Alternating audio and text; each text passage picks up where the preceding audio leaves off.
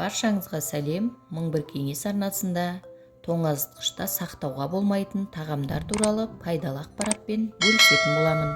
Картоп кез келген тағамның әрлеушісі де, дәмдеушісі де, нәрлеушісі де болып табылатын көкөніс. Бірақ крахмал деңгейін басқа көкөністерге қарағанда молынан бойына сіңірген бұл көкөністі ұзақ мерзімде сақтауға болмайды. Қызанақ өзгенің көзін қызықтырып шөліңді қандырарлық ерекше дәмге ие көкөністің тез бұзылатын тағамдар тізімінде екенін біліп жүріңіз. Толыққанды пісіп жетпеген күйінде үзіліп, бізге жету жолында қызара түсетін қызанақтың төменгі температура барысында өсіп жетілмейтіндігін ескеріңіз.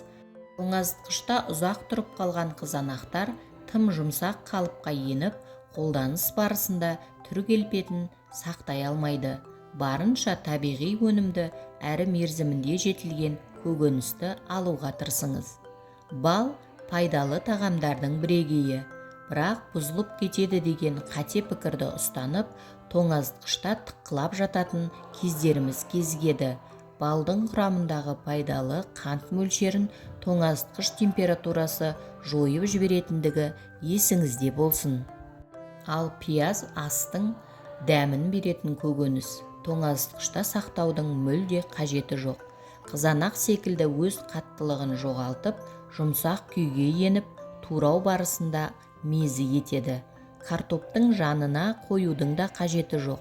Картоптың тез бұзылуына әкеліп соғады. Сондай-ақ тоңазытқышта сақтауға болмайтын тағамдардың құрамына соус пен кетчуптер, яғни дәмдеуіштер кіреді. Оларды тоңазытқышта сақтауға болмайды. Әсіресе шыны ыдыста орналасса, мүлде тоңазытқышқа салудың қажеті жоқ. Ең абзалы сөрелерде сақтаңыз. Сарымсақ көптеген үйлерде тор қалталарға салынған күйінде көп кезіктіреміз. Бұл өте дұрыс нұсқа. Себебі сарымсақ тоңазытқышта өзінің сөлін жоғалтып, тез кеуіп кетеді. Келесі тағамның бірі кофе.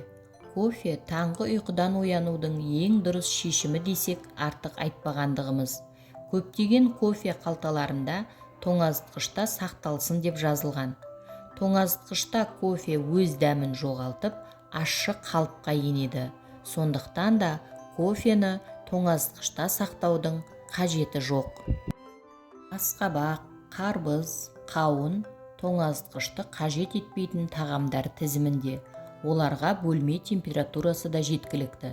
Себебі тоңазытқышта өз дәмін жоғалтып, үсікке шалдығып, құрамындағы дәрумендер құнарлылығын жоғалтады.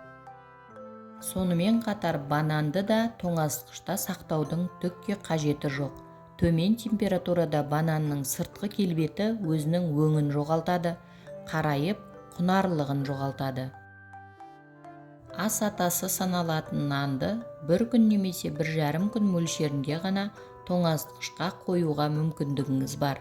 Тоңазытқышта орналасқан өзге тағамдардың бар иісін бойына сіңіріп, жұмсақтық қалпын жоғалтады. Бүгінгі пайдалы ақпаратым кәдеңізге жарасын. Каналыма тіркеліп, жүрекшені басып, пікір қалдыруды ұмытпаңыз.